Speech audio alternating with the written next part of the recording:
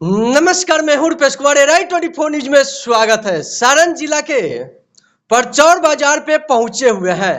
ऐसे डॉक्टर साहब से मुलाकात कराने जा रहे हैं। जनरल फिजिशियन है। किस तरह से अनेकों प्रकार की बीमारी के लिए डॉक्टर साहब देखने का काम करते हैं, डॉक्टर साहब से परिचय लेना चाहेंगे। सबसे पहले डॉक्टर साहब, राइट 24 न्यूज में आपका स्वागत है। आपका भी स्वागत है, आपके दर्शकों का भी स्वागत है। मौसम में बारिश है, अब बारिश के साथ गर्मी है। किस तरह से मरीज बीमार पड़कर आपके पास पहुंचने का प्रयास कर रहे हैं? देखिए, अभी मौसम जो है टाइफाइड, मलेरिया, डेंगू का अटैक अभी ज़्यादा होगा जल जमाव के वजह से।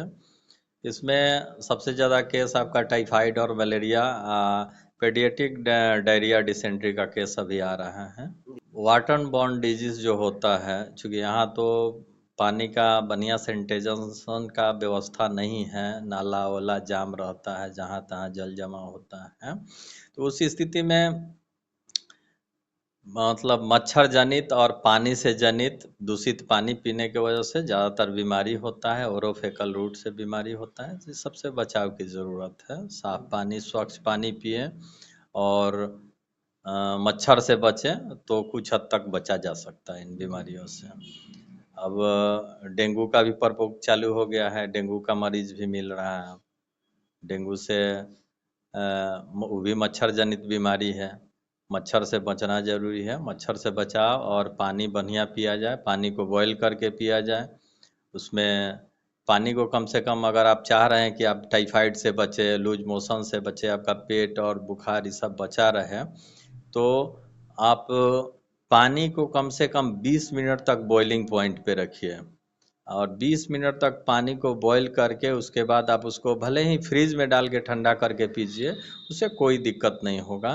क्योंकि अमूमन कच्चा पानी हम लोग पी लेते हैं। भात है, चाहे चावल, जो भी रोटी है वो पकता है, तो पकने के बाद उसमें का इन्फेक्शन बैक्टीरिया जो भी होता है वो डेड हो जाता है, वो ज़्यादा हार्मफुल नहीं होता है। लेकिन फिर वही बासी हो जाए, बासी रख दिया जाए, 24 घंटा से ज़्यादा उसको रख के खाया जाए, वो उचित नहीं है।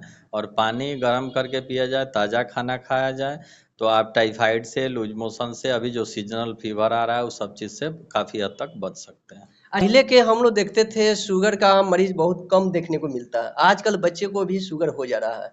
अगर उस तरह के मरीज आपके पास पहुंचेंगे तो किस तरह से सुझाव देना चाहिए और किस तरह से ट्रीटमेंट करके सही करने का काम करेंगे? देखिए, शुगर की जहाँ तक बात, तो ये इंडोक्राइन सिस्टम डिसऑर्डर का एक बीमारी है। और यहाँ हम लोग के इंडिया में प्रॉपर बैलेंस डाइट नहीं है, क्योंकि we are the under developing country, उसमें हम लोग रहते हैं। तो यहाँ प्रॉपर डाइट नहीं है। तो यहाँ जितने भी आप बच्चा हो, बूढ़ा हो, चाहे जो भी हो, जो बच्चा में आ रहा है, मान लीजिए 10 साल से कम का उम्र का है, अगर उसमें आ रहा है तो मतलब हेरिडेटरी है, अपने बाप माँ से लेके हुआ आ गया है, उसमें उसका कोई दोष नहीं है। लेकिन जो एडल्ट हैं उनमें ये, जब इसका सर्वे हुआ यहाँ इंडिया में, तो जितने भी शुगर का मरीज मिलेंगे वो डाइट के वजह से नहीं, ओवर स्ट्रेस के वजह से जो है सो कि यहाँ शुगर का मरीज बढ़ रहा है। स्ट्रेस बहुत ज़्यादा है। किसी को मतलब जॉब का स्ट्रेस है, काम धंधा इस सब का स्ट्रेस लेकर के कोई ना कोई तनाव के वजह से शुगर जो है सबसे ज़्यादा हो रहा है। यहाँ उतना खाने पीने का व्यवस्था नहीं है कि खान पान से लोगों को ये सब हो जाए। यहाँ के लोग मेहनती भी होते हैं, लेकिन स्ट्रेस बहुत ज़्यादा है। स्ट्रेस के वजह से ही शुगर सबसे ज़्यादा प्रभावित कर रहा है अभी हम लोग के जनसंख्या में। खान पान के गड़बड़ी के कारण आजकल देखा जाए पेट समस्या बहुत सारे मरीज इससे मिल रहे हैं। अगर उस तरह के मरीज आपके पास पहुंचेंगे तो किस तरह से सुझाव देंगे और किस तरह से उनको ठीक करने का काम करेंगे? देखिए, पेट में तो, पेट समझिए, पेट में बहुत सारा सिस्टम है। अब उसमें अनेकों प्रकार की बीमारी होती है। जैसे कि अब कोई किसी का लीवर है, खराब हो चुका है, लीवर में पॉस हो चुका है, घाव, फोड़ा, फुंसी, अल्कोहलिक लीवर या अमोबिक लीवर एब्सेस हो चुका है, तो वो सब तो खान पान से बचा जा सकता है। इवन टाइफाइड जो एक बीमारी है, ये सबसे पहले आंत को ही इन्फेक्ट करता है। ये जो जाके लॉज करता है स्मॉल इंटेस्टाइन में, जाके छुपता है इसका बैक्टीरिया।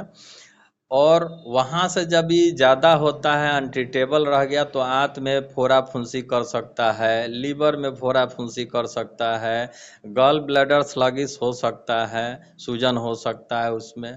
तो इस सब सिस्टम को खराब कर सकता है। इसलिए टाइफाइड का मैनेजमेंट, अगर उसको बहुत छोटा लोग समझते हैं, लेकिन है छोटा नहीं, परफरेशन तक कर सके, आंत में छेद भी कर सकता है, इलियम में छेद हो जाता है अक्सर। हाँ, और वो जो छेद होता है, मान लीजिए जो अल्कोहलिक है उसका एक जगह छेद होता है, लेकिन जब अगर बैक्टीरियल है, वो टाइफाइड के वजह से हुआ है, तो मल्टीपल सोल्स हो जाते हैं, काफ़ी छोटा छोटा छोटा छोटा बहुत सारा छेद हो जाता है, तो वो काफ़ी क्रिटिकल स्थिति हो जाता है।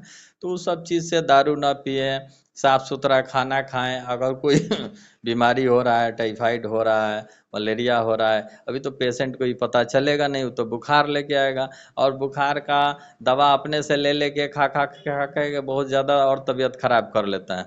उस स्थिति में हम चाहेंगे कि वो राय ले, डॉक्टर के सजेशन से ही दवा खाए तो बेहतर रहेगा, तो बड़े बीमारी से आप बच सकते हैं। 45 से 60 साल के एज में मेरे दादा दादी चाचा चाची होते हैं। आजकल पैरों में गेठिया जैसा बीमारी से वो तरह का मरीज सर आपके पास आएंगे तो किस तरह से ट्रीटमेंट करके सही करने का काम करेंगे?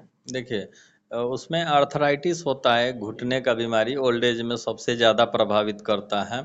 आर्थराइटिस अमूमन 3-4 किस्म का होता है। सेप्टिसिमिक आर्थराइटिस है, ऑस्टियो आर्थराइटिस है, ऑस्टियोपोरोसिस है। इसमें हड्डी और नस इन्वॉल्व होता है। वहाँ एक जो नी का जॉइंट है, ये बहुत बड़ा जॉइंट है हम लोग के शरीर में, और इसमें बहुत सारा मेकानिज्म लगा है। कहीं जो आप ग्रीस का काम करता है, जो आपका साइनोवियल फ्लूइड होता है दोनों के बीच में, दोनों ऊपर और नीचे घुटना के बीच में एक साइनोवियल फ्लूइड होता है, कैप्सूल में रहता है वो गद्दीनुमा, वो आपका फ्लेक्सिबिलिटी का काम करता है। कितने लोगों का ओल्ड एज में देखा गया कि साइनोवियल फ्लूइड सूख गया तो बाद में हड्डी घिसना शुरू हो जाता है। जैसे कि बैरिंग में अब ग्रीस नहीं रहेगा तो घिसेगा गोली बैरिंग, वही कहानी हो जाता है। तो इसको ऑस्टियोआर्थराइटिस में आदमी डालता है। किसी का इन्फेक्शन होके उसी जो साइनोवियल फ्लूइड है, इन्फेक्शन हो गया, बढ़ गया, तो उसको भी सूजन हो जाएगा, पेन शुरू है तो उसमें निकालना पड़ता है, फिर उसका जांच है, बहुत सारा प्रोसीजर है। रही बात आप जो गेठिया की बात कर रहे हैं, तो वो रहन सहन, रख रखाव और एक्सरसाइज नहीं, मोमेंटलेस लोग हो जाता है, तो उस भी प्रॉब्लम है। प्लस एक, जब आप KFT कराइएगा, हम लोग जांच कराते हैं, उसमें एक यूरिक एसिड होता है। जब यूरिक एसिड किसी का बढ़ जाए तो उसको गठिया होना, सारे जॉइंट में बॉडी के पेन हो जाएगा। जबकि अर्थराइटिस होगा तो उसको बस बहुत नी में पेन होगा, बाकी जॉइंट उसका फ्री रहेगा। तो उसको डिफरेंस किया जा सकता है, जांच वाच की ज़रूरत होती है। लेकिन इस दोनों ही कंडीशन में लॉन्ग टर्म ट्रीटमेंट की ज़रूरत होती है। काफ़ी लंबा 90 दिन तक दवा खाना होता है, दवा भी काफ़ी महंगा होता है उसका, तो पेशेंट करा नहीं पाता है। एक्चुअली 10 दिन खाया, आराम हो गया, फिर छोड़ा, फिर खाया, ऐसे करते करते वो, और फिर तो कुछ लोग जो वो लोग का है जो डॉक्टर के पास जाते हैं, जो डॉक्टर के पास जाते नहीं हैं और काउंटर से दवा ले लेके खाते रहते हैं, वो तो मतलब समझिए कि खा खा के कितने लोग ऐसे स्थिति में आते हैं कि उनका दर्द को कौन पूछे, उनका किडनी और लीवर ही सेव करने में हम लोग का 12 बज जाता है। उसके मैनेजमेंट में अगर वो इलाज लायक है तो करता है आदमी, नहीं तो उसको सुपर स्पेशलिटी में भेज देता है कि भाई जाओ यहाँ आप दिखा लो। क्योंकि मान लीजिए उसका दर्द का मैनेजमेंट करेंगे कि किडनी उसका बचाएं कि लीवर बचाएं, क्या करें, क्योंकि बर्बाद करके आ जाता है। तो उस स्थिति में हम लोग मदद नहीं कर पाते हैं सिवाय रेफर के। अच्छा, हाथ के मरीजों के लिए आपके हॉस्पिटल में क्या सेवा देने का काम करते हैं? हम लोग यहाँ लगभग टोटल इमरजेंसी देख लेते हैं। जो भी यहाँ उमन एक्सीडेंटल हो चाहे जो हो, उसका फर्स्ट एड बढ़िया से हम लोग कर देते हैं ताकि वो सुपर स्पेशलिटी में पहुँच जाए। मान लीजिए एक्सीडेंट हुआ, बाइक एक्सीडेंट से अक्सर हाँ लोग यहाँ रोड के बगल में है, हाईवे के बगल में है, एक्सीडेंट होता है। उस एक्सीडेंट पे मान लीजिए अब किसी का ब्रेन हेमरेज ही हो गया, तो उसको हम लोग क्या करेंगे, जो फर्स्ट एड होता है वो करके और उसको रेफ़र किया जाता है सुपर स्पेशलिटी में।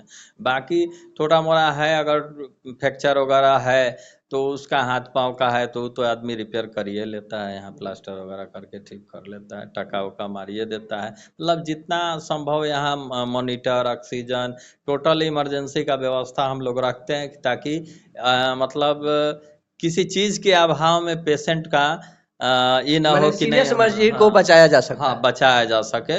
मॉनिटर का व्यवस्था है, ऑक्सीजन का व्यवस्था है, नेबुलाइजर है, 24 घंटा व्यवस्था है इमरजेंसी के लिए, 24 घंटा आदमी रहता है यहाँ। कि किसी हाल में किसी को ये ना हो कि भाई हाँ इस परचौर बाजार में ऐसा हुआ इमरजेंसी और वहाँ कोई हमको मदद नहीं मिल पाया। उसको श्योर हम लोग मदद करते हैं, चाहे उसके पास पैसा हो ना हो, उसको मदद करके उसको हम लोग अपर इंस्टीट्यूशन को रेफर करते हैं। अपना हॉस्पिटल का नाम बता दीजिए, अपना नाम बता दीजिए।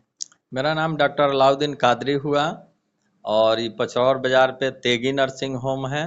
इस इंस्टीट्यूशन का नाम तेगी नर्सिंग होम है। लास्ट यहाँ के मरीजों के लिए राइट 24 न्यूज में क्या संदेश देना चाहेंगे? अच्छा खाइए, स्वस्थ रहिए, टेंशन फ्री रहिए और भरोसा रखिए। और जब भी आप बीमार पड़े तो ऐसे दवा नहीं लेकर के आप डॉक्टर से सजेशन से ही दवा लीजिए। चलिए, मेरे सामने किस तरह से डॉक्टर साहब यहाँ पे गरीब मरीजों के लिए देहात में बैठने का काम करते हैं, बाकी इस हॉस्पिटल में सारे सुविधा सर ने देने का काम करते हैं। सर को कहना है कितना इमरजेंसी केस अगर मेरे पास आता है सारे सुविधा के साथ हम लोग ट्रीटमेंट करते हैं, और ज़्यादा सीरियस होता है तो ऐसे चाइनीज का अगर हमने रेफर करने का काम करते हैं।